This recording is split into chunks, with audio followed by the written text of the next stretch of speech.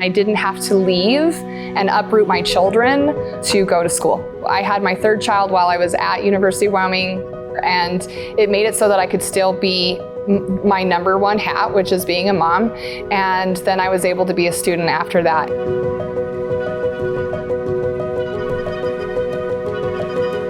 Can you tell me a little bit about the online programs here at UW and how important they are?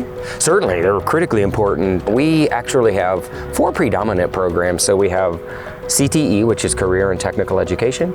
We have an elementary education program that one can take online. And then we have an elementary special ed dual major. And there is also something called grad certification, which is for individuals who already have an undergraduate degree and would like to become certified and licensed to become a teacher. So these are really asynchronous programs where people don't have a set meeting time. Anyone engaged in the programs can do it from the leisure of their own home, and they could continue their job during the day. Students can do it at night, on the weekend, still work in their job, and then lo and behold, until they get to student teaching, they really don't have a specified time commitment, but they have all the same coursework that one would to finish it as a traditional student on campus. So it's just a terrific opportunity. And then ultimately, when they get into their final semester, they go out and student teach, and then they are certified to teach. And they student teach in their own communities? Generally speaking, there's no guarantee that that can happen, but predominantly we can put people in their own communities. So they may be living at home, going into student teach. When they finish student teaching, they're certified to teach upon graduation. With our programs, a lot of the practica are done early on in the programs. How does that apply to online students in their program? You know, online students really have, to the greatest extent possible, as many opportunities as the on-campus students do. So we're doing our best to try to put them in practica in their own communities. A few conditions have to be met, so usually we have a pre-existing agreement with that community. But to the greatest extent possible, we try to keep people in their local community to do their practica, do their student teaching, so that they can utilize some of the local resources. So we really do everything that we can to get people into their practica in the first year of the program and then continuously throughout the program. So with a lot of online programs, they tend to feel distant, isolated. How at UW in the College of Education do we help with that and make sure that students are included?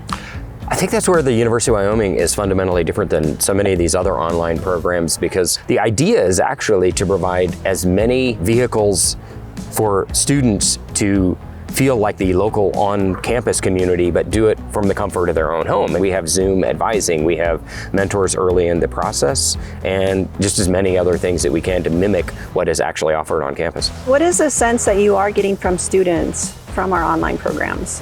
From all that we can tell, without really collecting formal data, they feel very much a community, as this on-campus students do. Some of the data indicate that it's been well received, the online program, because the numbers are increasing in elementary and special ed. And we see these programs actually expanding because of so many of the personal services that we provide. I think another component of that is the University of Wyoming, the College of Education's ability to provide so many of these services.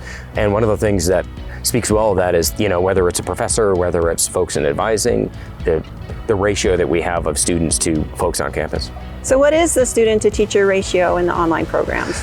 So as we think about instructor to student ratio, it's very similar to that which we have on campus. It may be inflated a little bit because we're early on in the offerings of these. And then I would say, to go back to so many of the other components, it's the same. So the mentor to pupil or student ratio is 1-to-1, and the Office of Student Success Advising is also a 1-to-1 ratio. When students are interacting with advisors, that's the only person in the meeting.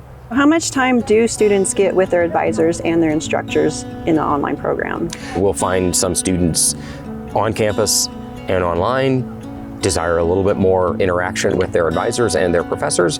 Some desire a little bit less, and so it's very much an as-needed basis. As students are interacting with advisors, if additional meetings are required, the advisors just make time for that. The same is true with professors. Professors and instructors that deliver online courses have office hours generally, and they have an opportunity to interact with them. So if somebody is interested in the programs, what would they do and what would be their next steps?